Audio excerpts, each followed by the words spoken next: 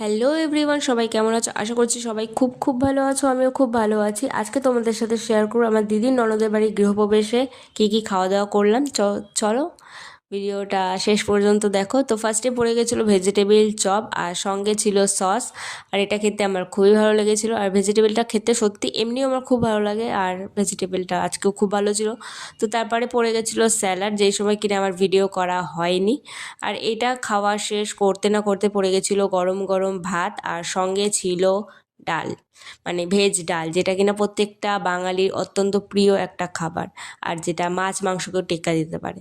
তো দেখো আমি এখানে একটুখানি লেবু চিপে নিয়েছি, আর এটা দিয়ে খাওয়া দাওয়া করতে না করতেই ভাতে পড়ে গেছিলো ঝুড়ি ঝুড়ি আলু ভাজা, আর যেটা কিনা আরও আরও আরও সুন্দর ছিল খেতে, মানে অসাধারণ যাকে বলে।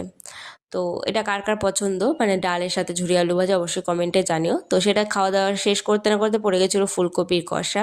তারপরে পড়ে গেছিলো এখানে এঁচোড় কষা, আর যেহেতু পুজোর দিনকেই খাওয়া দাওয়া ছিল তো সবই নিরামিষ ছিল।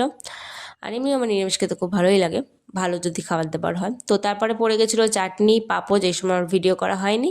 তারপরে পড়েছিল হচ্ছে পায়েস, মিষ্টি, খেতে খুবই ভালো ছিল। প্রত্যেকটা খাবারই খুবই ভালো ছিল। আর ভিডিওটা তোমাদের কেমন লেগেছে অবশ্যই কিন্তু আমাকে কমেন্টে জানিও। ভালো লাগলে লাইক করে দিও, কমেন্ট করে দিও, চ্যানেলটিকে সাবস্ক্রাইব করে নিও নতুন নতুন সুন্দর সুন্দর ভিডিও দেখার জন্য। তো সর্বশেষ ছিল হাজমোলা। আর তারপর খানিকক্ষণ বসে আমরা এখন বাড়ির দিকে রওনা দিই। দেখা হচ্ছে নেক্সট ভিডিওতে।